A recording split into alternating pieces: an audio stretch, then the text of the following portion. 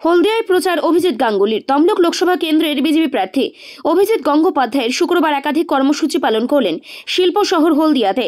সকাল 11টায় ব্রজলাল চকে র্যালিতে অংশ নেন। পরে হলদিয়া ইস্কন মন্দিরে যাওয়ার পথে শিব মন্দিরে পুজো দেন। পরে হলদিয়া ইস্কন মন্দিরে বেশ কিছুক্ষণ কাটান।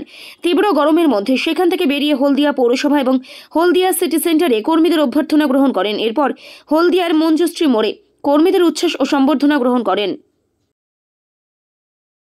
গ্রেফতার করা হয়েছে, সেই জন্য মানুষের জাগরণ হয়েছে। হলদিয়া শিল্পাঞ্চলে প্রথমদিন প্রচারে এলেন, কেমন সাড়া পাচ্ছেন, কি বলবেন? অসম্ভব ভালো সাড়া পাচ্ছি।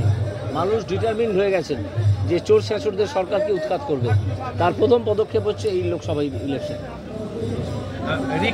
যদি তার কোনো ব্যক্তিগত বিষয়ে হস্তক্ষেপ করা হয়ে থাকে তাহলে তিনি সেই নালিশ করতেই পারেন, করা উচিত বলেও মনে করি।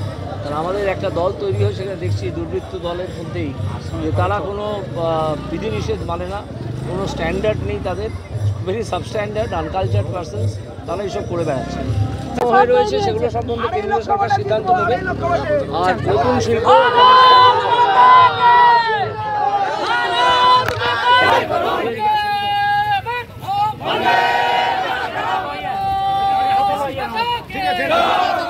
ব্যুরো রিপোর্ট, এখন সংবাদ।